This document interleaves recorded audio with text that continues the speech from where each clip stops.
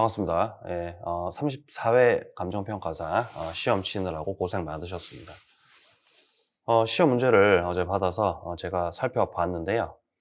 일단 보여지다시피 일단 우리 민법 과목 같은 경우는 이 출제되는 그 파트들, 해당 그 파트별로 테마들을 엮어서 살펴봤을 때 일단 우리 시험 자체가 어쨌든 총 40문제가 출제가 되지 않습니까?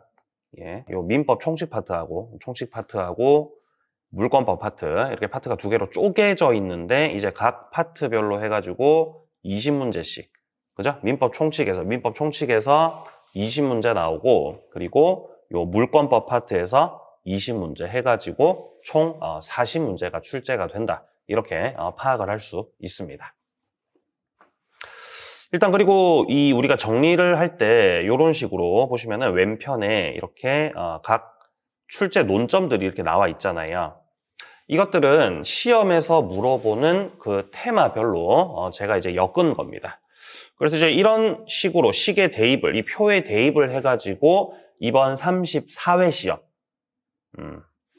살펴봤을 때 역시 이제 출제될 만한 부분들은 다 정해져 있기 때문에 그 해당 파트에서 출제가 돼 왔고, 이런 식으로 출제가 되고 있고, 그리고 출제되는 그 빈도 같은 경우도 크게 별반 차이는 없다. 결국 우리가 공부했던 그 범위 안에서 다 출제가 이루어져 왔고, 별로 이제 뭐 크게 우리가 거기에 대해서 이렇게 막 무슨 문제야 이거 막 이렇게 할 만한 문제는 없었다라는 거죠. 자, 그리고 이제 요 물권법도 마찬가지예요. 물권법 같은 경우도 이제 보시면 이제 이 총론 파트에 나오는, 그리고 물권적 청구권 관련된 것들, 뭐 등기 제도 관련된 것들, 강론 파트 관련해서 나오는 것들, 이런 것들이 이제 전반적으로 문제들이 출제된다라는 걸 알 수 있습니다. 이게 이제 민법 과목의 특징이기도 한데, 이제 특정 파트에서 국한돼서 나오는 게 아니라 전 영역에서, 자, 이렇게 전 영역에 걸쳐가지고 한 문제씩, 물론 뭐 많이 나오는 파트 같은 경우는 이런 식으로 이렇게 뭐 3문제씩, 이렇게 법인 같은 경우 이렇게 3문제 나오는 부분도 있고, 그리고 소멸시효 같은 경우도 통상 이렇게 2문제씩 출제가 되는데 이렇게 간혹 3문제 나오는 경우도 있더라는 거죠. 그리고 이제 저당권 파트도 보시면은 이렇게 3문제 나오고 이런 부분들이 있긴 하지만 대부분은 한 문제씩 나오고 있다라는 걸 우리가 파악해 볼 수가 있습니다. 자, 그렇기 때문에 우리가 공부를 할 때 특정 부분을 딱 찍어가지고 여기만 공부해가지고 내가 합격하겠다라는 건 어렵다라는 거죠. 전반적인 내용들을 파악을 하셔야 된다라는 거예요. 그래서 우리가 경향들을 살펴보게 되면은 어쨌든 이제 전 영역에서 이게 고르게 출제된다라는 걸 파악해 나가 볼 수 있고, 그리고 이제 그에 대한 대책으로서는 전반적인 내용들을 갖다가 다 파악을 하셔라는 것이에요. 그리고 전반적 내용들을 전체적으로 살펴보되 이제 보시면은 출제되는 그 출제 논점 테마들이 다 있습니다. 이런 것들을 우리가 엮을 때 예를 들어서 보시면은 뭐 물권법을 말씀드려 볼까요? 물권법에 지금 보시면 여기에 물권 변동, 선의 취득, 물권적 청구권, 등기 제도, 여기를 물권 총론이라고 해요. 물권 총론. 그러니까 여기를 물권 총론이라는 테마로 엮을 수도 있는 거예요. 근데 여기를 물권 총론 테마로 엮지 않고 각 부분을 물권 변동, 선의 취득, 물권적 청구권, 등기 제도로 엮어놨잖아요. 왜 이렇게 엮어놨을까? 그 이유는 이렇게 출제가 되고 있기 때문입니다. 그러니까 물권 변동을 시험에서 이렇게 딱 물어보기 때문에 그렇게 엮어 놓은 거예요. 물권적 청구권을 시험에서 물권적 청구권이라고 딱 출제를 딱 하기 때문에 그렇게 엮어 놓은 거죠. 그리고 여기에 등기 제도가 있지 않습니까? 자, 등기 제도 관련해 가지고는 제가 조금 몇 가지만 말씀드려 보면은 이 등기 제도는요. 등기 제도 안에 출제되는 테마들이 조금 다양합니다. 여기는 예를 들어서 뭐 중간 뭐 생략 등기라고 하는 것도 있고요. 중간 생략 등기, 뭐 가등기, 뭐 등기 추정력, 무효 등기의 뭐 유용, 뭐 중복 보존 등기 이런 식으로 출제되는 테마들이 조금 더 세분화시켜 볼 수도 있어요. 근데 출제되는 경향들을 살펴봤을 때 이런 식으로 출제되는 경향을 보이는 게 아니라 이 등기법과 관련된 것들을 싹 다 엮어가지고 하나씩 순환을 하면서 출제된다라는 걸 충분히 파악할 수가 있었기 때문에 이거를 등기 제도라고 엮어서 이렇게 출제되는 양상을 보이고 있다. 라고 테마를 정리를 분류한 겁니다. 자, 그리고 가령 밑에 쪽 보시면요, 여러분들 소유권하고 지금 취득시효 공동소유가 따로따로 돼 있는데 결국 이 부분들도 다 소유권들입니다. 소유권 파트에서 존재하는 것들이거든요. 근데 이런 것들도 역시 소유권 파트로 다 한꺼번에 엮을 게 아니라 소유권 파트 안에 이 취득시효라고 하는 부분이 대단히 높은 출제 비중을 가지고 보시듯이 매년마다 빠짐없이 출제가 꾸준하게 이루어지고 있다는 걸 알 수 있거든요. 공동소유도 마찬가지입니다. 이렇게 꾸준하게 출제되고 있다는 걸 알 수가 있습니다. 그래서 그 출제되는 그 영역에 맞춰서 테마 논점에 맞춰서 이렇게 분류를 해놓는 게 대단히 중요하다라는 겁니다.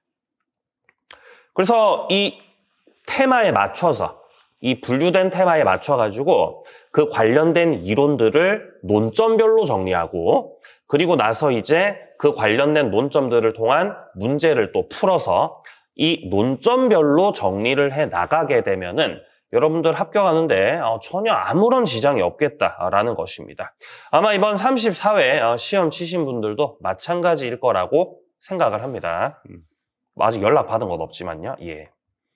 자, 그리고 낯선 지문이 있는데요. 낯선 지문 5개라고 제가 써놨습니다.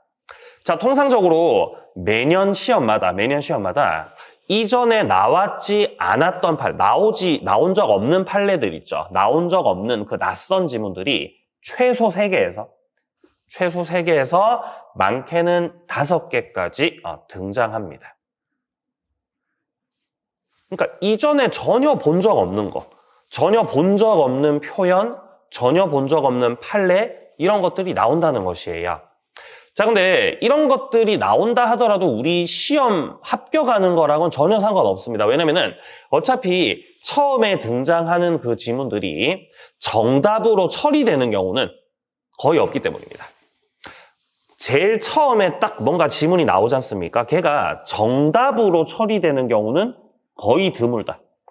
예? 그 경우는 그냥 드물다가 아니라 거의 드물다, 거의 드물어야 그럴 수가 없다는 거지. 우리가 문제를 풀면은 선다가 5개 있잖아요. 이렇게. 그죠? 1, 2, 3, 4, 5가 있지 않습니까? 이렇게 있는데 이 5가지 선다 중에서 내가 문제를 이렇게 쫙쫙 풀고 있는데 처음 보는 거야. 이거 처음 보는 거. 한 번도 들은 적 없는 건데 이거 뭐지 이거? 처음 보는 게 나왔어요. 그럼 얘가 정답일 확률, 정답 선다일 확률은 대단히 낮다고요. 정답일 확률 자체가 대단히 낮아. 그렇기 때문에 아예 모르는 게 나왔다라고 한다면은 이 모르는 선다를 지워버리고 무시를 해버리고 나머지 1, 2, 3, 5번 선다 중에서 정답을 찾아 나가시면 된다 이 말이에요. 자, 그리고 이제 이런 선다가 매년 시험마다 3개에서 5개씩 등장을 하고 자, 그 5개 중에서 여러분들이 뭐 한 2문제 정도만 맞춰준다고 하더라도 뭐 사실 합격하는 데는 뭐 전혀 지장이 없겠다 이렇게 말씀드릴 수가 있겠습니다. 그리고 이제 박스형 문제 있죠. 박스형 문제. 우리 시험 관련해서 박스 형태로 된 문제가 있어요. 박스형. 이 박스형 문제가 많이 늘어날수록 시험의 난이도도 높아진다고 볼 수 있어요. 그렇거든요. 통상적으로. 근데 박스형 문제가 이번 시험에 3문제인가 4문제인가 나왔어요. 이 정도 나오는 거는 여러분들 어렵다라고 말씀드리기는 힘듭니다. 왜냐면은 공인중개사 시험 같은 경우는 박스형 문제가 아마 7, 8개씩 나옵니다. 최근 경향 자체가. 근데 우리 간평사 같은 경우는 5개 를 넘긴 적이 없다. 3, 4개 정도에서 그치기 때문에 이 출제하는 사람들이 너네 한번 틀려봐라. 너네 한번 힘겨움을 느껴봐라. 라고 출제하지는 않는다는 거예요. 그냥 이제 그 정해져 있는 내용들을 이제 성실하게 잘 이수해온, 공부해온 사람들이 합격할 수 있도록 이제 그렇게 이제 문제가 구성되어 왔다라는 것입니다. 자, 요 정도로 출제되는 거 비중 위주로 해가지고 총평 마무리를 좀 드려봤고요. 조금 더 자세한 내용들은 이제 해설 강의를 하면서 이제 어떻게 나왔는지 이제 그런 내용들 좀 설명드리면서 함께 해 나가보도록 하겠습니다. 자, 여러분 반갑습니다. 저 이제 34회 감정평가사 시험이 바로 이제 얼마 전에 있었는데 관련해 가지고 해설 강의를 진행해 나가도록 하겠습니다. 자, 먼저 1번 문제부터 들여다보죠. 자, 민법의 법원에 관한 문제입니다. 법원. 뭐 항상 우리 시험은 1번 문제 같은 경우는 항상 이렇게 법원을 물어봐 왔습니다. 자, 법원이라고 하는 거는 이제 법의 근본, 근본을 말하는 건데, 이제 민법에 있어서 민사관계를 따질 때 그 근본이 되는 것들은 뭐 다양합니다. 법률, 그리고 법률뿐만 아니라 뭐 관습법, 자, 그리고 뭐 각종의 규칙, 조례, 국제조약들 이런 것들 다양한데, 자, 1번 선단을 보게 되면은 민법의 법원으로 규정한 민사에 관한 법률. 자, 우리가 법률을 그냥 형식적으로만 생각한다면은 이제 민법 전만을 말하는 걸 텐데, 이제 여기서 말하는 법원이라고 하는 거는 이제 법률 형식적 의미의 법률만을 포함하는 게 아니라 각종의 어떤 명령이라든지 명령. 자, 또는 뭐 규칙도 있을 수 있고요. 규칙. 그죠? 뭐 조례 같은 것들, 조례. 자, 그리고 뿐만 아니라 이제 헌법에 의해서 체결 공포된 조약 같은 것들, 조약. 국제법규. 이런 것들을 다 포함하는 개념이다라고 봐야 됩니다. 자, 그러니까 지금 1번 선다 같은 경우는 민법전만 의미한다 그러는데 그렇게 말하면 틀린 말이죠.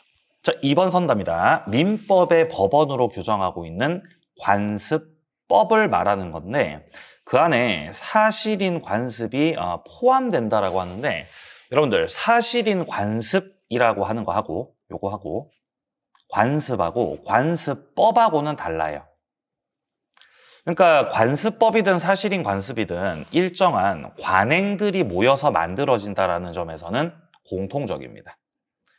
어떠한 관행이 존재했고 관행 그 자체로만 존재하고 있다라고 한다면 이거는 사실인 관습이에요. 자, 근데 이 사실인 관습에서 자, 관행에서 플러스 어떤 법적인 확신을 갖추게 되면 법적 확신까지 갖췄을 때 그게 관습법인 거거든요. 자, 그렇기 때문에 기본적으로 이 사실인 관습이라는 거 하고 그 다음에 관습법이라고 하는 거는 개념이 다릅니다. 자, 개념이 다르기 때문에 여기서 지금 말하고 있는 관습법 속에 사실인 관습이 포함된다라고 말을 하면 이건 이제 옳다라고 말을 할 수가 없죠. 이게 틀렸습니다. 다른 개념이다라고 봐야 됩니다. 자, 그리고 이제 대법원에서 정하고 있는 공탁 규칙인데요. 이 규칙이라고 하는 거 아까 말씀드렸다시피 민법의 법원이 될 수 있다. 틀렸습니다. 자, 4번 선답니다. 헌법에 의해서 체결, 공포된 국제조약 나와 있는데 이 국제조약 같은 경우도 그것이 이제 민사와 관련된 것이라면은 당연히 민법의 법원이 될 수가 있습니다. 틀렸고 그럼 이제 결국 1번 선다 같은 경우는 1번 문제 같은 경우는 이제 5번이 정답될 수밖에 없는데요. 자, 미등기 무허가 건물을 양수했다라고 나오는데 기본적으로 건물을 양수했다라는 거는 뭐 원인은 다양하겠지만 매수했다라고 생각을 해봅시다. 어떤 건물을 매매 계약을 체결해가지고 사가지고 소유자가 되려면 반드시 등기를 해야 됩니다. 등기를 해야 비로소 이제 그 해당 부동산과 관련해가지고 소유권을 취득할 수 있는 겁니다. 자, 근데 이제 등기도 격려하지 않았는데 소유권에 준하는 관습법상의 물권이 인정되냐? 그런 물권은 없습니다. 물권자가 되려면 소유권 취득을 위해서는 등기를 해야 되는 것이기 때문에 그런 물권은 인정되지 않는다라고 말을 하고 있는 이 5번이 옳은 선다가 되겠다라는 것입니다. 자, 그다음에 이제 2번 문제로 이어서 또 가보도록 하겠습니다. 제한 능력에 관한 설명으로 옳지 않은 건데요. 자, 일단 제한 능력자 제도 같은 경우는 피한정 후견인과 피성년 후견인 그리고 제한 능력자가 있는데 여기서 이제 피성년 후견인이 존재한다라고 한다면 그 피성년 후견인의 뭡니까? 이 보호자 같은 경우는 성년 후견인이다라고 할 수 있겠죠. 예를 들어서 아버지가 뭐 치매에 걸리셨다라고 한다면은 그 아버지의 치매 걸린 아버지의 자식들이 성년 후견인 제도를 통해서 아버지의 보호자가 될 수도 있는 건데요. 자, 기본적으로 성년 후견인이 한 명으로만 국한된다면은 권리 행사를 하는 데 있어서 여러 가지 제한이 걸릴 수가 있기 때문에 성년 후견인 여러 명 둘 수도 있습니다. 맞는 말입니다. 자, 2번 선답니다. 본인의 청구에 의해서 취소할 수 없는 피성년 후견인의 법률행위다라고 되어 있습니다. 자, 기본적으로 피성년 후견인 쪽에서 뭔가 단독으로 법률행위를 했을 때, 그 법률행위는 우리가 취소할 수 있다라고 하는데, 자, 그것이 만약에 어떤 일상품들을 구입하는 정도, 예를 들어 뭐 다이소 가가지고 그냥 뭐 치약, 칫솔 사는데 편의점 가가지고 그냥 뭐 과자 사고 일상용품들을 사는데 이런 것들까지 전부 다 취소를 할 수 없다라고 규정을 해버리게 되면 이제 그 문제가 있기 때문에 자, 이런 것들은 취소할 수 있다라고 얘기를 합니다. 자, 근데 기본적으로 취소할 수 없는 것들도 규정을 해 놓았거든요, 법에서. 근데 그 범위는 얼마든지 요 가정법원에서 그 범위를 변경시킬 수도 있습니다. 왜냐면 이제 그 성년 후견인 제도를 받고 있는 피성년 후견인의 그 어떤 심각성의 정도가 사람마다 다양하지 않겠습니까? 다양하기 때문에 이런 것들을 변경시킬 수도 있다. 이런 맥락으로 보시면 되겠습니다. 자, 3번입니다. 가정법원이 피성년 후견인에 대해서 한정 후견 개시 심판을 하게 됩니다. 자, 원래 이 사람이 피성년 후견인이었는데 한정 후견 개시 심판을 받아서 피한정 후견인이 된다는 거죠. 그러니까 원래는 피성년 후견인이었는데 이 사람이 피한정 후견인으로 바뀌는 경우잖아요. 자, 바뀌고 있기 때문에 이때는 그 기존에 있었던 성년 후견과 관련해 가지고는 그걸 끝내고 종료 심판을 딱 내려주고 그 이후에 이제 요건을 충분히 갖추고 있다라고 한다면은 피한정 후견인으로 바뀌어야 되겠습니다. 자, 그렇기 때문에 이것도 맞는 선다가 되겠습니다. 자, 4번 선다 같은 경우는 기본적으로 성년 후견 개시를 말하고 있는데요. 자, 성년 후견 개시를 받아가지고 피성년 후견인이 되든 아니면 한정 후견 개시를 받아가지고 피한정 후견인이 되든 어쨌든 본인의 의사를 고려해야 됩니다.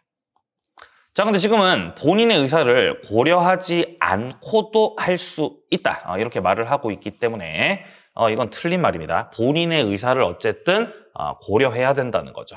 그러니까 보호자라고 해가지고 마음대로 피한정 후견인으로 만들거나 피성년 후견인으로 만들어버리면 안 되잖아요. 그러니까 본인의 의사를 고려할 필요가 있다라는 맥락에서 이 4번 선다가 틀린 선다입니다. 자, 그리고 여기서 이제 5번 선다에서 나오고 있는 피특정 후견인 나와 있는데요. 여러분들, 피특정 후견인이라고 하는 거는 엄밀히 말해서 제한 능력자가 아닙니다. 자, 피특정 후견인은 제한 능력자가 아니기 때문에 그 자가 행했던 그 행위가 취소의 대상이 되지는 않는 거죠. 맞는 말입니다. 자, 만약에 피성년 후견인이나 피한정 후견인 쪽에서 어떤 재산상의 법률행위를 단독으로 했다라고 한다면은 그게 이제 취소 사유가 되겠지만 피특정 후견인은 취소 대상이 되지 않습니다. 자, 그런 맥락에서 정답은 4번으로 처리가 되겠죠. 자, 다음 이제 3번 문제 이어서 계속해서 가보도록 하겠습니다. 자, 부재자가 나오고요. 부재자 같은 경우는 현재 부재 중인 분을 말하는 거죠. 근데 부재 중인 분께서 재산이 많다라고 한다면은 그자의 이 재산 관리에 관해 가지고 이제 재산 관리에 대한 어떤 그 대리인들 선임을 할 수 있는 제도가 있죠. 자, 옳지 않은 것을 찾으라고 말하고 있습니다. 자, 부재자로부터 재산 처분 권한을 수여받은 재산 관리인 나와 있습니다. 자, 재산 관리인은 여러분들 이 부재자의 재산을 관리할 수 있는 민법상의 대리인입니다. 자, 기본적으로 그 권한의 범위를 정하지 않았다라고 한다면은 보존행위, 그리고 이용계량행위는 할 수 있지만 처분행위는 할 수가 없거든요. 자, 근데 지금 1번 선다의 같은 경우는 처분 권한을 받았다고 돼 있죠. 자, 처분 권한을 수여받은 상태이기 때문에 이때는 처분행위를 하는 데 있어서 어떤 법원의 허가를 받을 필요는 없다는 거죠. 자, 그래서 1번 선단은 옳은 지문이 됩니다. 자, 다음 2번 선답니다. 부재자가 재산관리인을 정하지 않았습니다. 정하지 않았다라고 한다면은 이 채권자, 요 채권자 같은 경우는 부재자한테 돈을 받아야 되는 사람이거든요. 이 채권자는 이해관계인입니다. 이해관계가 있는 사람이기 때문에 이 재산 처분과 관련해가지고 그 법원에다가 그 내용을 청구할 수 있겠죠. 자, 3번입니다. 법인이 선임한 재산관리인 나와 있는데, 자, 법원의 허가 없이 부재자 재산과 관련해가지고 차임을 청구할 수 있다라고 되어 있습니다. 자, 만약에 부재자가 상가를 갖고 있다고 생각해 보세요. 상가를. 자, 예를 들어서 갑이란 사람이 있는데 이 사람이 현재 부재 중입니다. 그럼 부재 중이니까 부재자라고 할 수 있겠죠. 그러면은 이 갑이 가지고 있는 재산에 대해서 재산 관리인이 있다는 거죠. 관리인이 을이라고 생각을 해봅시다. 자, 그러면 갑이 가지고 있는 재산이 뭐 여러 가지가 있을 건데 그 재산이 만약에 상가라고 생각을 해볼까요? 부재자 갑이 상가를 가지고 있고 갑 소유 상가에 대해서 관리인 을이 선임됐기 때문에 을 같은 경우는 갑의 재산에 대해서 대리인으로서의 역할을 할 수 있는 사람입니다. 자, 권한의 범위를 정하지 않았을 때 이 관리인 같은 경우는 어떤 보존 행위 할 수 있고요. 그리고 이용이나 계량 행위 이런 것들을 할 수 있거든요. 단 권한의 범위를 정하지 않았을 때 처분하는 거. 상가를 처분하는 거는 허용되지 않겠죠. 자, 그러면 갑이 남겨놓은 상가 있잖아요. 여기에 세입자가 있을 수 있죠. 자, 병이란 사람이 갑 소유 상가의 임차인입니다. 자, 그럼 현재 그 상가 건물주 갑이 부재 중이기 때문에 임차인이 월세 안 내도 되는 겁니까? 차임을 안 내도 되는 겁니까? 내야 되겠죠. 월세 내야 되기 때문에 여기서는 이 관리인 쪽에서 갑의 재산을 관리하고 있는 사람이 만약에 요 임차인이 월세를 안 내고 있다라면은 야, 월세 내라. 월세 달라고 라고 하면서 차임을 청구할 수가 있는 거죠. 그죠? 월세 달라고 할 수 있다. 이런 맥락으로 보시면 되겠습니다. 4번입니다. 재산관리인의 처분행위에 대해서 법원의 허가. 자, 재산관리인이 원래는 처분을 하면 안 되는데 그 처분행위가 위법한 내용이 없고 재산관리에 필요한 사항이었다라고 한다면은 법원에서 처분행위를 그 이후에 유효한 것으로 추인할 수 있습니다. 자, 추인이라는 거는 추후에 인정하는 걸 말하는 겁니다. 유효하게 만들겠다는 거죠. 자, 그러니까 이미 행위를 하기 전에 추인을 할 수도 있고 행위를 하고 나서 사후 추인도 가능한 것이기 때문에 자, 이 경우에 이 4번 선다 같은 경우도 맞는 지문으로 보시면 되겠습니다. 자, 5번 선답니다. 부재자가 사망한 사실이 확인됐습니다. 부재자가 돌아가셨네, 결국. 이때 재산관리인 선임 결정이 취소되지 않더라도 관리인 권한이 당연히 소멸한다고 되어 있는데 그렇지 않습니다. 일단 기본적으로 부재자가 돌아가신 걸로 확인이 됐다고 하더라도 어쨌든 갑의 재산을 놓고서 여러 가지 사람들의 이해관계가 엮여 있기 때문에 갑의 재산을 관리하고 있던 을의 이 재산관리 권한이 당연히 소멸하는 것은 아닙니다. 갑이 사망했다고 하더라도 관리인 같은 경우는 재산 관리를 계속해서 해야 되고 자, 만약에 필요에 의해서 선임 결정이 취소가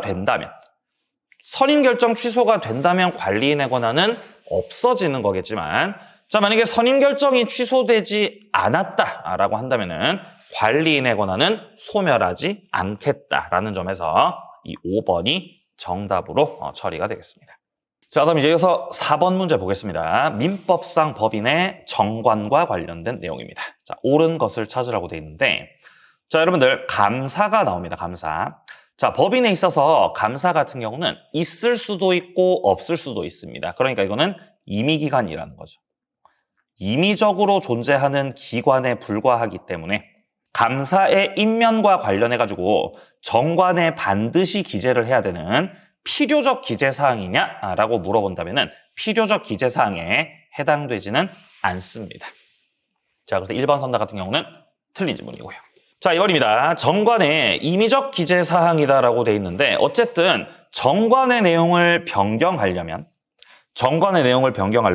그 법인은 사단법인도 있고 재단법인도 있죠.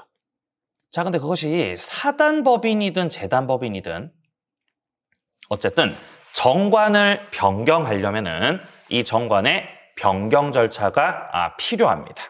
자, 기본적으로 사단법인에 있어서 이 정관 변경하려면은 이 사원의 3분의 2 이상의 동의가 들어가야 정관 변경을 할 수 있고요. 자, 그리고 이 재단법인 같은 경우는 그 정관 변경 방법과 관련해가지고 정관에 정했을 때 정관에다가 그 변경 방법을 정해 놓았던 상황이다라고 한다면은 변경을 할 수가 있습니다. 자, 어쨌든 구체적인 세부 절차는 좀 다르다라고 하더라도 이 변경 절차라고 하는 건 어쨌든 필요한 절차인 것이기 때문에 변경 절차 없이 변경할 수 있다라고 말하면 그거는 틀린 말이다라고 보시면 되겠습니다. 자, 다음은 3번 선답니다. 정관 변경의 의결 정족수가 충족됐습니다. 자, 근데 주무관청 허가가 없어더라고 돼 있는데 아닙니다. 역시 사단법인이 됐든 재단법인이 됐든 정관을 갖다가 변경을 할 때는요, 주무관청의 허가가 반드시 필요합니다. 관청에서 허가를 오케이 해주셔야 비로소 정관 변경의 효력이 생기는 것이기 때문에 이 3번 선답 같은 경우도 틀린 지문이 되겠습니다. 자, 4번 선답입니다. 재단법인이 기본재산을 편입하는 행위다라고 되어 있는데 자, 재단법인과 관련해가지고 기본재산을 가지고 있었던 요 기본재산 있죠, 기본재산. 자, 기본재산과 관련해가지고 요 재산을 처분을 한다거나 아니면은 기본재산에 대해서 무언가를 편입하는 것도 처분을 하거나 편입을 할 때 전부 다 주무관청의 허가가 필요합니다. 근데 받지 않더라도 유효라고 돼 있으니까 이것도 역시 틀린 지문으로 보시면 되겠다는 거죠. 자, 그래서 결국에 정답은 5번이 될 수밖에 없는데요. 재단법인 기본재산과 관련해가지고 저당권을 설정하는 거. 자, 여러분들 저당권 설정과 관련해가지고는 이거는 주무관청의 허가를 받을 필요는 없다라는 것이 우리 판례 입장입니다. 자, 그래서 5번이 정답이고요. 자, 다음 이제 5번 문제 이어서 가보겠습니다. 비법인 사단 문제네요. 설명으로 옳지 않은 겁니다. 자, 비법인 사단하면 여러분들 교회나 아니면은 종중 아니면 또 사찰 이런 것들이 대표적인 비법인 사단이 되는 것이고 이런 비법인 사단이 소유하고 있는 재산 소유 형태는 총유라고 하는 형태입니다. 자, 1번 선다 보겠습니다. 비법인 사단의 대표자 나와 있습니다. 뭐 이를테면 목사님이 계시는 거죠. 자, 목사님이 설교를 해야 되고 그 안에서 자기가 해야 될 역할과 자신의 업무가 있지 않습니까? 자, 이것과 관련해가지고 내가 어떤 특정한 업무를 위임하는 거는 괜찮아요. 자, 한 번 더. 목사님이 비법인 사단의 대표자가 우리 목사님께서 어떤 특정한 어떤 그 내부의 특정한 업무를 다른 사람에게 위임하겠다라는 거는 괜찮아요. 그죠? 목사님이 새벽 기도도 하셔야 되고, 그리고 이제 주일이 되면 이제 주일 설교도 하셔야 될 거 아니에요. 근데 내가 주일에 뭐 일이 생겨가지고 내가 설교를 못 하겠어. 그러니까 그 특정한 업무를 다른 사람한테 위임시키는 거는 괜찮다고요. 근데 이 대표자가 특정한 업무를 갖다가 위임하는 게 아니라 포괄적으로 싹 다 위임시켜버린다. 네, 이렇게 하면 이건 할 수 없다는 거죠. 포괄적으로 위임한다는 거는 아예 그 목사, 대표의 역할을 다른 사람들이 한다는 거거든요.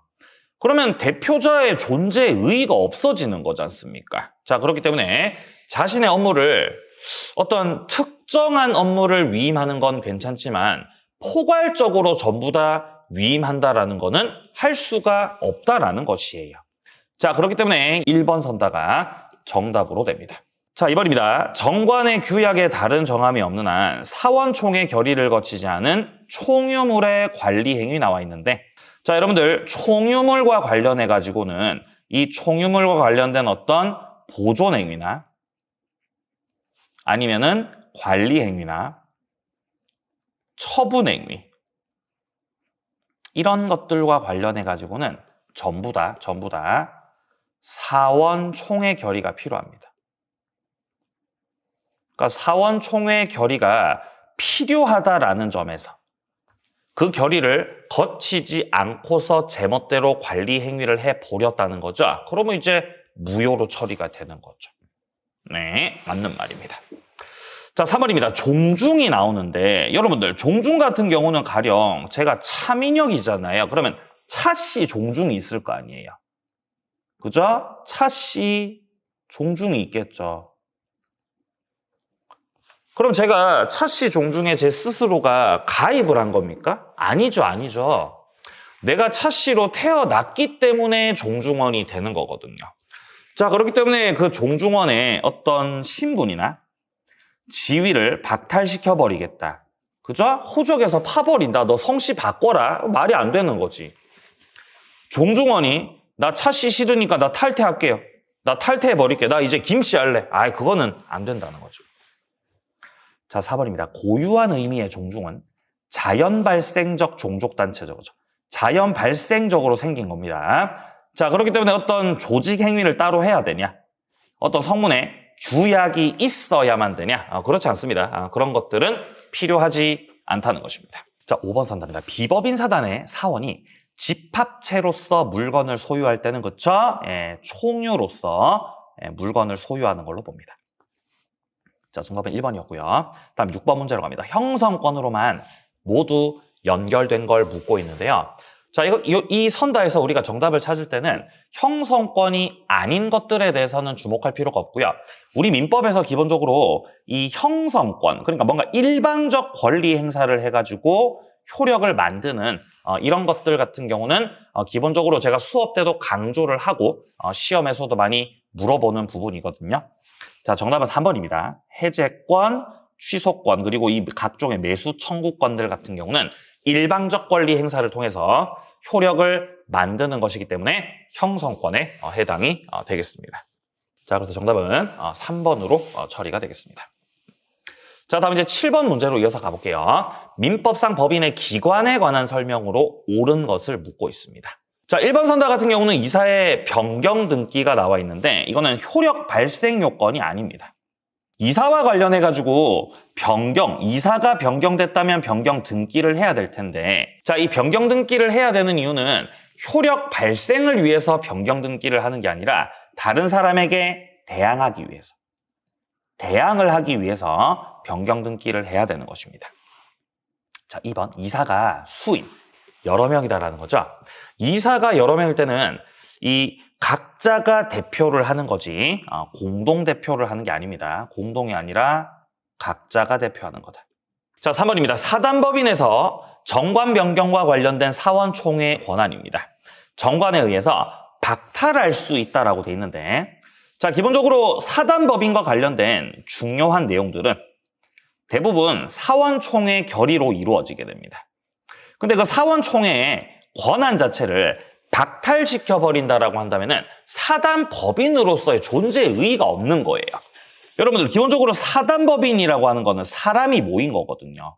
사람이 모여 있는 것이기 때문에 그 권한 자체를 박탈시킬 수는 없다는 거죠. 안 됩니다. 자, 다음 이제 4번 선답니다. 이사회에서 어떤 법인이 있고, 그리고 어떤 이사와의 그 관계 사항과 관련해가지고 의결을 한다는 거죠.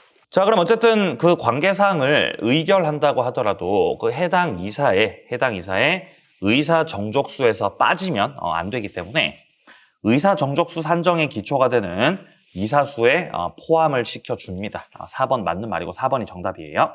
자, 5번입니다. 법인의 대표권 제한과 관련된 내용이네요.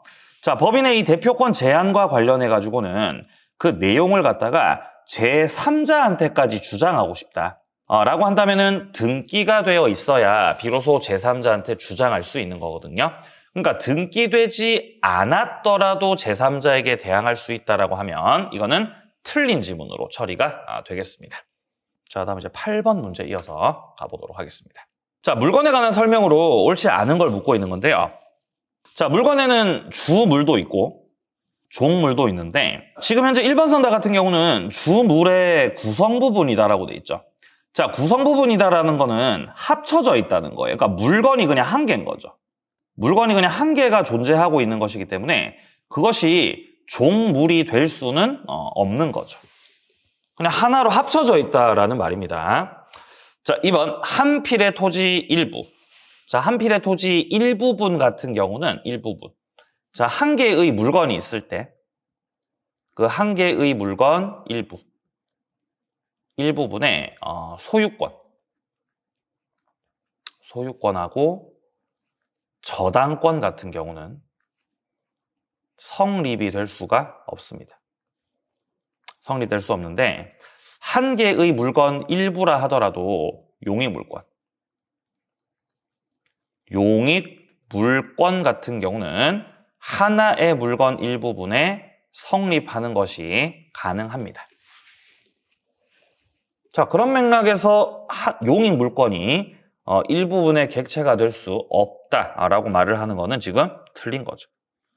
자, 하나의 물건 일부분에 용익물권이 성립할 수 있다라고 했던 부분은 제가 수업 때도 많이 강조를 했던 내용입니다. 자, 3번 선답니다. 국립공원의 입장료가 나와 있는데요. 자, 국립공원의 입장료 관련해가지고는 법정 과실이 아니다라는 판례가 있습니다. 자, 우리가 국립공원에 들어갈 때 여러 가지 이제 입장료를 내게 되는데 그거는 국립공원에서 나는 어떤 열매, 과실이 아니고 이거는 과실이 아니고 어떤 공원의 유지 관리를 위해서 국립공원의 입장객들한테 이 비용을 갖다가 부담시키는 것이기 때문에 이거 자체를 법정 과실이라고 보지는 않습니다. 자, 4번입니다. 주물과 장소적 밀접성이 인정되더라도 주물 그 자체 효용과 직접 관계가 없다. 예, 종물이 되려면은 주물과 어떤 효용의 관련이 있어야 되는 것이기 때문에 이 효용과 직접적 관계가 없기 때문에 이 경우는 그것을 종물이라고 할 수가 없다라는 것입니다. 자, 5번입니다. 저당권 설정 행위에서 저당권 효력이 종물에 미치지 않는다라는 약정이 있습니다. 그러면은 규정 자체가 요게 임의 규정이라서 원래는 저당권 효력이 종물에 미쳐요. 원래는 저당권 효력이 종물에 미치는 건데 그게 효력 미치지 않도록 특약을 집어 넣었다면은 그 특약이 유효예요. 이 약정이 유효입니다. 자, 그래서 이 특약 자체가 유효하기 때문에 자, 이것과 관련해가지고 이걸 만약에 제3자한테까지 주장을 하고 싶다라고 한다면은 그 내용을 갖다가 등기를 해야 제3자한테까지 그 내용을 주장할 수 있거든요. 근데 지금 같은 경우는 등기하지 않았네. 등기하지 않으셨기 때문에 제3자한테는 대항을 할 수가 없다는 거죠. 자, 그렇기 때문에 정답은 2번으로 처리가 되겠습니다. 자, 다음 이제 이어서 9번 문제입니다. 법률행위 목적과 관련된 문제인데 여러분들 이 9번 문제 같은 경우는 이 민법에서 계약법에 나오는 내용이에요. 계약법 같은 경우는 우리 시험 범위가 아니에요. 이거 자체가 우리 시험 범위에 포함이 되지가 않기 때문에 이런 것들은 가볍게 이제 무시를 해야 되지 않나. 일단 뭐 정답을 궁금해 하실까봐 말씀드리면 일단 뭐 다 맞는 말이긴 하거든요. 기흥, 니은, 디귿, 선다가 다 맞는 말이긴 한데 우리가 이 문제를 맞추기 위해서 계약법까지 공부를 해야 되냐라고 물어본다면은 당연히 공부를 해서는 안 되겠습니다. 자, 그러니까 9번 문제 같은 경우는 무시하시라는 거죠. 자, 만약에 내가 공인중개사 공부를 한 적이 있다. 그러면 이제 공인중개사에는 계약법이 들어가기 때문에 이 문제 아주 쉽게 풀 수 있어요. 근데 우리 감정평가사 시험 같은 경우는 이 계약법, 우리 범위에 포함되지 않기 때문에 이거 보지 마시라는 거죠. 자, 10번 문제 가겠습니다. 반사회적 법률행위입니다. 자, 반사회적 법률행위 관련해가지고는 당연히 무효가 되는 건데 1번 선다가 바로 정답이죠. 자, 성공보수 약정이 나오고 있는데 자, 이 소송의 승소 대가로 받는 성공보수 관련해가지고는 자, 그게 만약에 형사사건이면은 그거 반사회적이에요. 형사소송을 하는데 변호사가 성공보수를 받기로 약정하면은 안 된다고요. 자, 근데 형사사건 말고 민사사건에서는 성공보수 약정이 반사회적 법률행위가 아닙니다. 자, 그렇기 때문에 민사소송의 승소 대가로 성공보수를 받기로 했다. 그거는 반사회적 법률행위가 아니다. 이거는 유효한 겁니다. 자, 1번 선다는 유효한 거기 때문에 1번이 정답되는 거죠. 1번 틀렸습니다. 2번 선다부터 5번 선다 같은 경우는 반사회적 법률행위가 맞습니다. 이것들은 반사회적 법률행위로서 전부 다 무효가 되는 것들입니다. 자, 11번 문제는 통정허위 표시라고 하는 건데요. 자, 통정을 해가지고 계약을 뭔가 했는데 진짜로 한 게 아니라 허위로 했다라는 거죠. 자, 이렇게 통정허위로 계약을 하면 무효입니다. 무효. 자, 근데 무효긴 한데 이 무효가 되는 근거 법률이 108조입니다. 108조. 민법 108조를 보게 되면은 통정허위 표시를 무효로 한다라고 되어 있습니다. 자, 1번 선다를 보게 되면은 불법 원인급여다라고 되어 있는데 불법 원인급여가 아닙니다. 틀렸습니다. 자, 불법 원인급여에 해당되는 거는 103조. 민법 제103조 반사회적 법률행위. 일대가 불법 원인급여인 거거든요. 그러니까 근거 법률이 다르죠. 108조하고 103조는 다릅니다. 103조가 아닙니다. 그래서 1번 선다 틀렸고, 자, 2번입니다. 대리인이 대리권 범위 안에서 현명을 했고 상대방과 통정 허위를 했다는 거죠. 자, 우리가 대리 행위를 하는 데 있어서 그것들이 각각의 어떤 하자 이런 것들에 해당되는지를 판단할 때는 전부 다 대리인 기준으로 판단을 하기 때문에 지금 이 2번 선다처럼 대리인이 상대방과 통정 허위를 했다 그러죠. 그럼 그거는 통정 허위에 해당되는 겁니다. 어차피 현장에서 의사결정은 대리인이 하는 것이기 때문에 설령 본인이 몰랐다 하더라도 그래도 무효예요. 대리인이 통정 허위로 계약을 했으면 그건 무효가 맞습니다. 자, 그렇기 때문에 유효를 주장할 수 있다라고 하면은 이거는 틀렸다라는 거죠. 자, 3번 선답니다. 가장행위. 자, 통정을 해가지고 매매를 했잖아요. 그럼 당연히 무효입니다. 근데 은닉행위라고 하는 거는 당사자의 진실한 합의가 들어가 있다면, 은닉 행위는 유효가 얼마든지 될 수 있습니다. 그러니까 매매는 가짜지만 증여는 진짜였다라고 한다면 이거 유효가 되는 거거든요. 자, 그렇기 때문에 당연히 무효다라고 하면 3번 선다도 틀린 말이 됩니다. 자, 4번 보겠습니다. 통정허위에 무효로부터 보호되는 선의의 제3자입니다. 자, 제3자가 보호받으려면요, 선의만 있으면 족합니다. 자, 선의라고 하는 건 몰랐다는 뜻이죠. 몰랐다. 예, 모르고 있었다라고 한다면 보호를 받는 거고, 뭔가 잘못까지 없어야 되냐. 그러니까 제3자가 보호받으려면은 무과실까지 필요한 것이냐라고 물어본다면은 무과실까지는 필요하지 않습니다. 자, 그렇기 때문에 과실이 없어야 한다라고 하면은 이것도 틀린 말이죠. 자, 정답은 이제 5번이 될 수밖에 없죠. 자, 5번에서 말하고 있는 거는 엄폐물 법칙이라고 하는 건데요. 자, 예를 들어서 이제 갑과 을이 진짜로 계약을 한 게 아니라 통정허위로, 자, 통정허위로 계약을 해가지고 등기를 격려하였습니다. 그러면 통정허위 표시 자체가 이 계약이 무효이기 때문에, 자, 이를 원인으로 등기가 격려됐다면 등기도 무효인 것인데, 자, 이런 상태에서 을 명의로 격려된 등기를 믿고 제3자가 등기를 격려받았는데 그 제3자가 선의의 제3자였다라고 한다면은 이 등기는 유효인 것으로 확정됩니다. 자, 그럼 선의 제3자 병에게 등기가 넘어가가지고 이 등기가 유효인 걸로 확정됐기 때문에 그 이후에 병으로부터 정이 다시 넘겨받았다면, 자, 정이 이거를 다시 넘겨받았다라고 한다면은 이 정 같은 경우는 얘는 선이든, 자, 정은 선이든 악이든 불문입니다. 선이든 악이든 따질 거 없이 이때는 그대로 유효인 걸로 확정되죠. 앞에 병이 유효한 걸로 이미 확정됐기 때문에 그 뒷사람은 선이든 악이든 따질 거 없이 유효입니다. 자, 이런 걸 엄폐물 법칙이라고 하는 것이죠. 자, 그렇기 때문에 그 전득자가 있으면 가장매매 계약의 무효로서 전득자에게 대항할 수 없다라는 것이죠. 자, 근데 지금 5번에서 말하는 건 이런 상황이에요. 그러니까 그 이해관계를 맺은 제3자가 만약에 선의의 제3자가 아니라 악의의 제3자였다라고 한다면은 유효가 될 수 없고 등기는 무효였겠죠.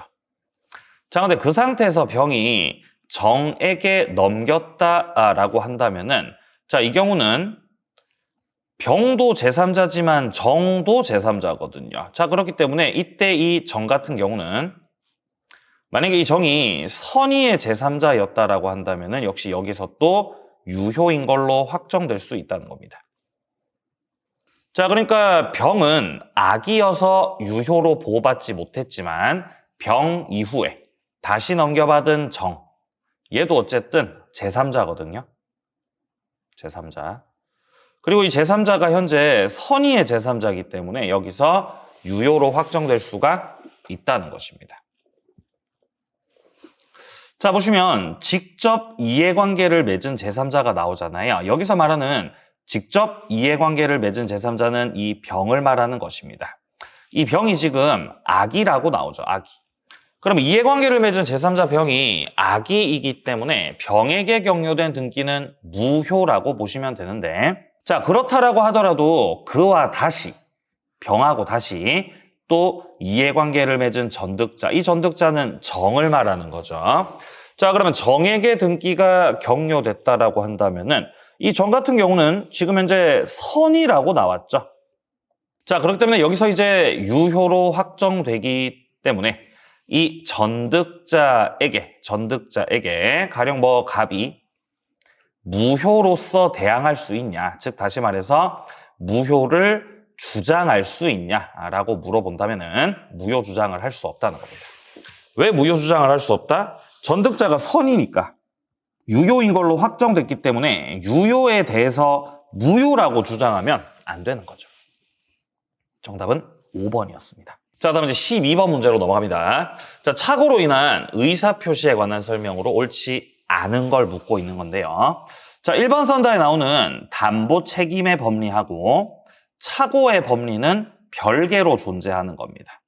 자, 담보 책임도 착오로 별개로서 존재하는 것이기 때문에 담보 책임이 존재한다고 하더라도 착오가 있었다라고 한다면은 얼마든지 취소권 행사를 할 수가 있습니다. 자, 그렇기 때문에 취소권은 배제되지 않는다라고 해야 되겠죠.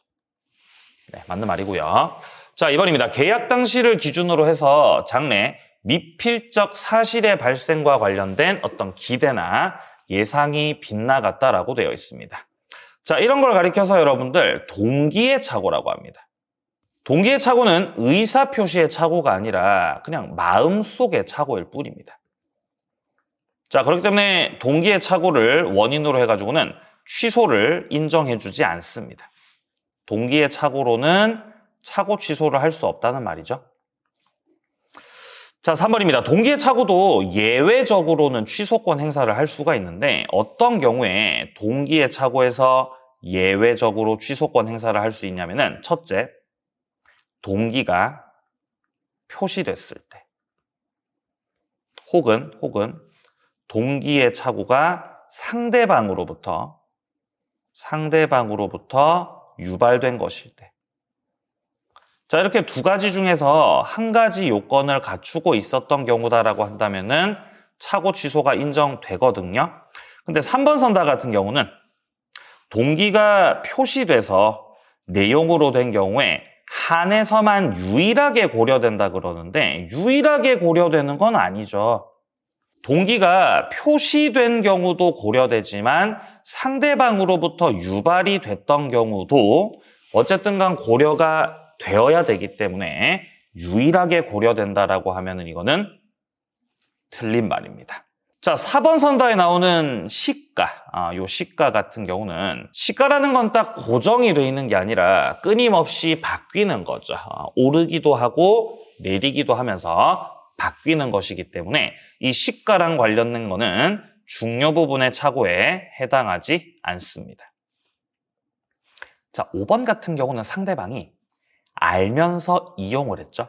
이렇게 알면서 이용을 한 거는 이 상대방이 나쁜 놈이죠. 나쁜 놈. 자, 이런 경우는 알면서 이용했던 상대방 네가 더 나쁜 놈이기 때문에 이 경우는 설령 중대한 과실이 있었다라고 하더라도 착오 취소권 행사를 할 수가 있습니다. 자, 그래서 이제 옳지 않았다라고 할 수 있는 건 요 3번. 3번이 정답으로 처리가 되겠습니다. 자, 이제 이어서 13번 문제 풀어 나가 보도록 하겠습니다. 의사표시의 효력 발생입니다.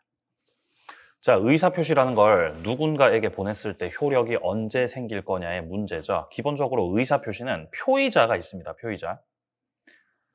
그러니까 표의자라고 하는 사람은 의사표시를 하는 사람이고 그리고 그 표의자의 상대방이 있는 겁니다. 자, 예를 들어 표의자를 갑이라고 생각을 해보면 표의자 갑이라고 하는 사람이 상대방 을에게 이렇게 의사표시를 날려준다. 이런 맥락으로 보시면 되거든요. 자, 그럼 일단 이 표의자 쪽에서 의사표시를 발신하는 때가 있을 거고 그것이 상대방에게 도달돼가지고 상대방이 그 내용을 읽고 이해하는 요지하는 단계가 있을 건데 이 단계들 중에서 의사표시 효력이 언제부터 생길 거냐는 거죠.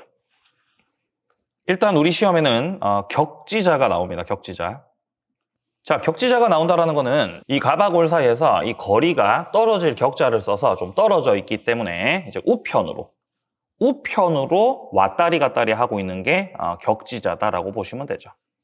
자, 그럼 일단 처음에 편지를 보내서 을에게 배달이 되고 을이 편지 뜯어서 읽어보는 요지의 시간이 있을 거라는 겁니다.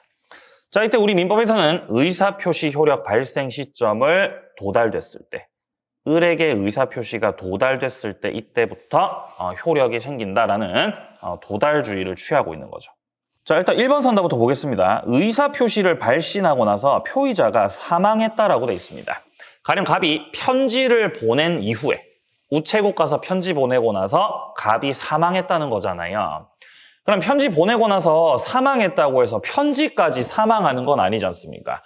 편지는 어쨌든 날아갈 거 아닙니까? 그렇기 때문에 발신하고 나서 사망했다고 하더라도 그 의사표시가 결국 상대방에게 도달되면 무효가 아니라 유효다라 그래야지, 유효다.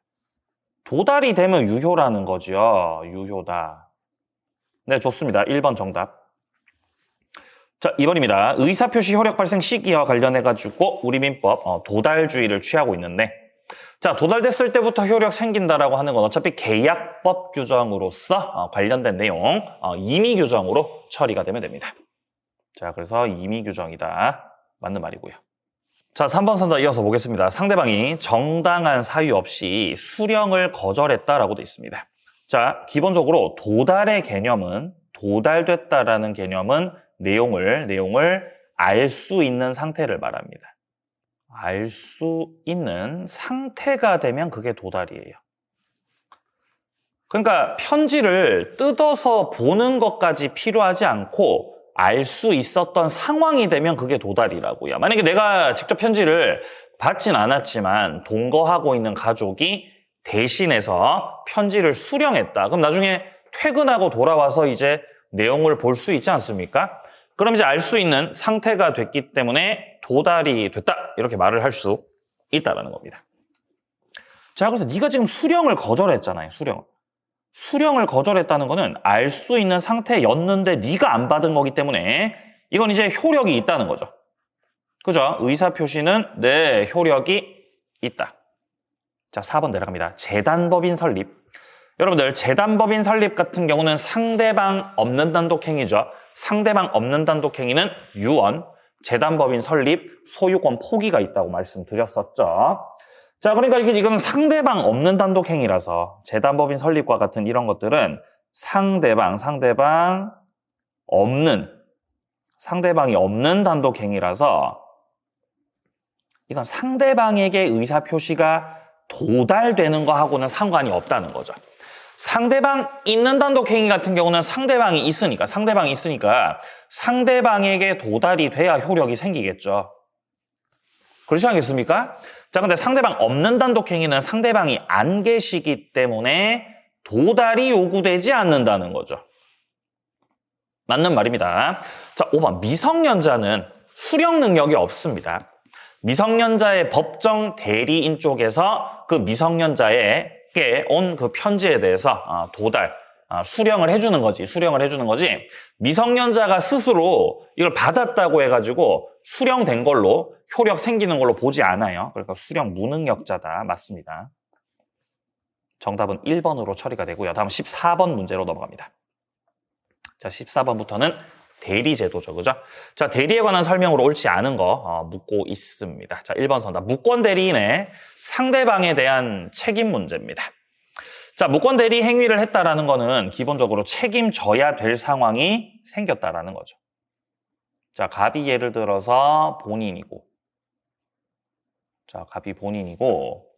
갑 소유의 어떤 부동산에 대해서 을이 서류를 조작해서, 그죠? 아버지 서류, 위임장을 조작해가지고 자기가 대리인도 아니면서 마치 대리인인 걸로 꾸며가지고 갑의 재산을 홀라당 팔아버리는 거. 자, 이렇게가 되면은 을 같은 경우는 대리인 아님에도 불구하고 상대방에게 부동산을 팔아 넘겨버리는 대리 행위를 한 거죠. 근데 이게 지금 대리권 갖고 있는 사람이 대리 행위를 한 게 아니라 대리권 없는 사람이 한 거기 때문에 이 행위 자체가 무권 대리 행위가 되는 겁니다. 자, 무권 대리 행위를 했을 땐 어쨌든 이 계약 자체가 무효인 걸로 처리가 되겠지만 이거는 확정적 무효는 아니고 이거는 유동적으로다가 무효라는 거죠. 왜냐면 여기에 대해서 본인이 선택을 할 수 있기 때문이죠. 본인 쪽에서 가령 추인권 행사를 하게 되면 추인을 통해서 유동적 무효였던 거는 소급해서 소급해서 유효가 되는 것이고, 반대로 본인 쪽에서 추인 거절권 행사를 하게 되면 그대로 무효인 것으로 그대로 확정된다는 거죠. 그러니까 추인을 선택할 거냐 거절을 선택할 거냐에 따라서 효력이 정반대로 뒤집어질 수 있다라는 점에서 이 무효가 확정적인 무효가 아니라 뭡니까? 유동적 무효다, 이렇게 말을 하고 있는 것입니다. 자, 그리고 이제 여기에 대해서 상대방도 권리가 있지 않습니까? 상대방 같은 경우는 뭡니까? 철회, 최고, 이런 것들 선택해서 할 수 있죠.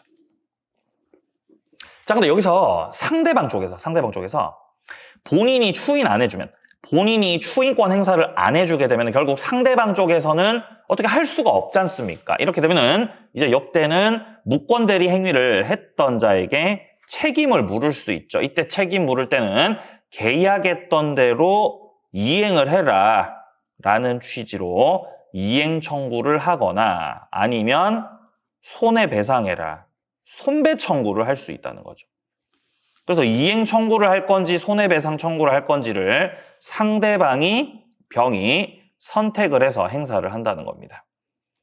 자, 이때 이행 청구나 손해배상 청구하려면 일단 그 청구를 하고 있는 자는 선의무과실이어야 하고, 자, 선의이고 무과실이어야 하고요. 그리고 무권 대리인 같은 경우는 뭡니까? 행위 능력이 있어야 된다. 즉 다시 말해서 얘가 제한 능력자면은 안 되는 거죠. 제한 능력자면 책임 묻지 못합니다. 자, 그리고 만약에 을에게 아무런 잘못이 없더라도 책임을 져야 되는 거죠. 이 무권 대리인의 책임은 무슨 책임이라 그랬다? 예, 무과실 책임. 무과실 책임에 해당됩니다. 자, 그러니까 지금 1번 선다를 보게 되면은, 자, 상대방에 대한 책임. 그죠? 무권 대리인이 지는 그 책임 문제를 말하고 있는 건데, 자, 대리권 흠결과 관련해가지고 대리인에게 귀책 사유가 잘못이 있는 경우에만 인정된다라고 하는데 그거 아니라고요. 무권 대리 행위를 했던 자에게 잘못이 있든지 없든지 그런 행위를 했다라면 어쨌든 책임은 져야 되는 것이다. 이게 무과실 책임이다라는 점에서 귀책 사유 있을 때만 인정된다 그러면 이거 틀린 겁니다. 1번 바로 정답 되겠습니다. 자, 2번입니다. 민법 제124조에서 금지하는 자기계약이 이루어졌습니다. 자, 자기계약을 했다면 그 계약은 유동적 무효라고 하는데 원칙상 자기계약은 무효입니다. 근데 위반해가지고 자기계약을 하게 된다면 이거는 무권대리로 취급됩니다. 자, 이런 것들은 무권대리인 걸로 취급이 돼버리기 때문에, 자, 이런 것들을 위반해서 자기계약을 했다라고 한다면 이때 효력 자체는, 그쵸, 유동적 무효인 걸로 처리가 되겠죠. 맞는 말. 자, 3번입니다. 행위능력자인 임의대리인이 성년후견 개시 심판을 받아서 제한능력자가 됐습니다. 자, 기본적으로 이제 성년후견 개시 심판을 받게 되면 성년후견인이 제도를 통해서 피성년후견인이 됐다는 거죠.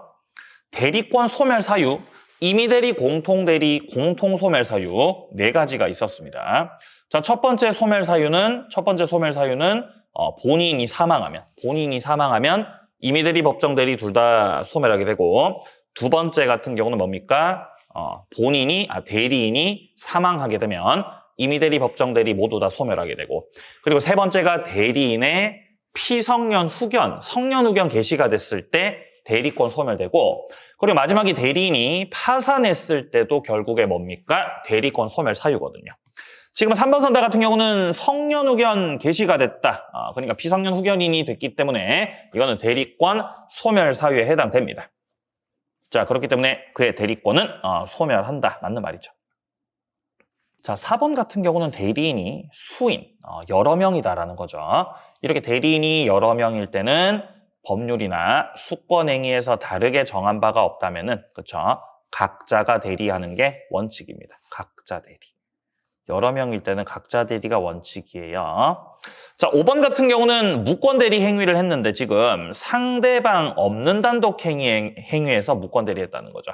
자, 이렇게 제가 아까 설명드린 이런 식의 무권 대리 행위를 계약에서 했으면, 자, 써보죠. 무권 대리 행위라는 것을 어디서 했으면? 계약에서 했으면. 자, 계약에서 여러분들 무권 대리 행위를 했으면요. 이거는 유동적 무효예요. 그죠? 어디서 했으면? 계약에서 했으면 그렇다는 거죠. 자, 근데 이 무권 대리 행위를 계약에서 했던 게 아니라, 이거 계약에서 했던 게 아니라, 이게 만약에 상대방이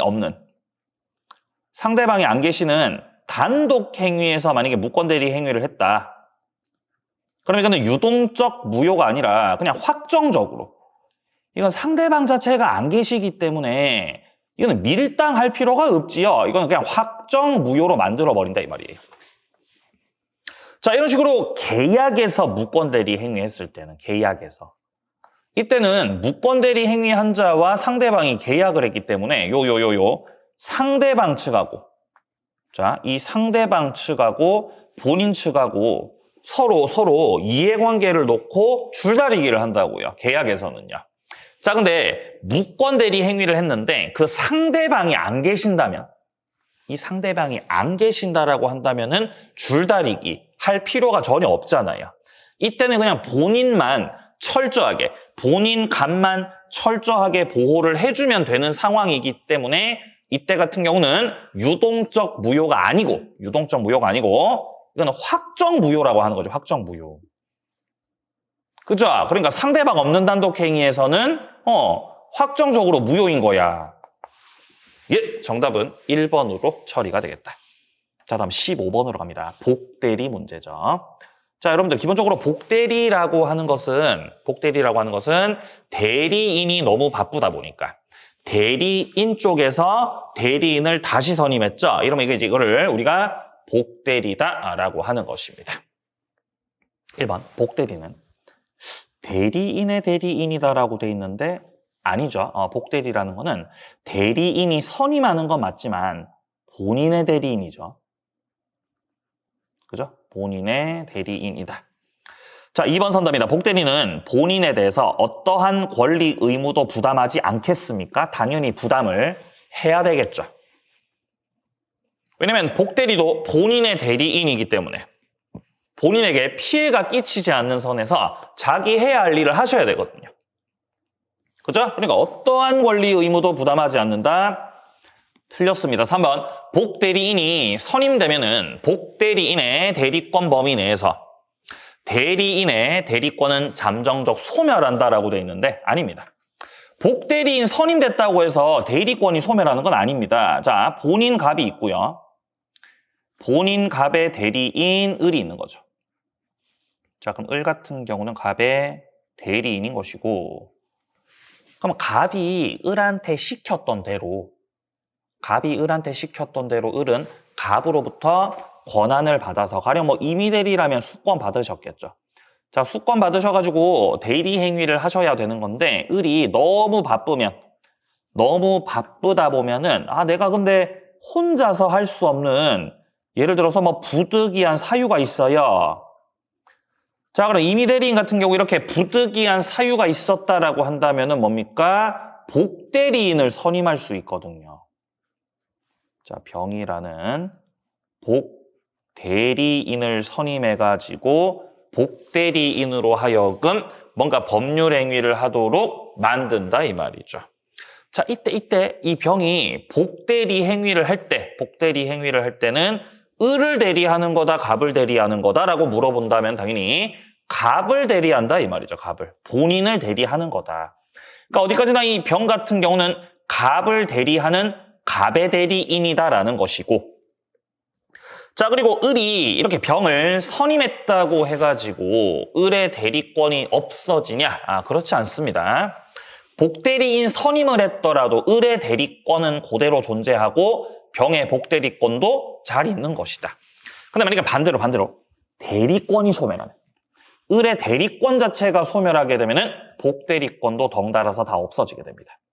자, 복대리인 선임되면은 대리권이 소멸한다라는 건 이 3번 선다는 틀린 선다가 있고요. 4번입니다. 대리인이 복대리인 선임하고 나서 사망하셨네요. 자, 그럼 이거는 대리인 쪽에서 사망했기 때문에 대리권이 소멸했겠죠. 자, 이렇게 대리권 자체가 소멸하게 되면은 복대리권도 덩달아 없어진다는 겁니다. 근데 지금 복대리권 소멸하지 않는다 그러니까 이거는 틀린 말 되겠습니다. 자, 5번입니다. 복임권 없는 대리인에 의해서 선임된 복대리인의 대리행위입니다. 자, 어쨌든 복임권 없는 대리인이니까 얘가 권한이 없는 무권 대리행위 상태라는 거죠. 권한이 없는 무권 대리행위 상태인데 이자에 의해서 복대리인 선임이 됐다라는 겁니다. 자, 그런 경우라도 전혀 상관없습니다. 갖고 있었던 권한 자체를 넘어섰다면, 가지고 있는 권한을 넘겨서 뭔가 행위를 했다면 이때는 권한을 넘은 표현 대리. 요거 적용돼야 되겠죠, 그죠? 126조 권한 넘은 표현 대리 규정이 적용될 수가 있다. 네, 5번이 옳습니다. 5번이 정답으로 처리가 되죠.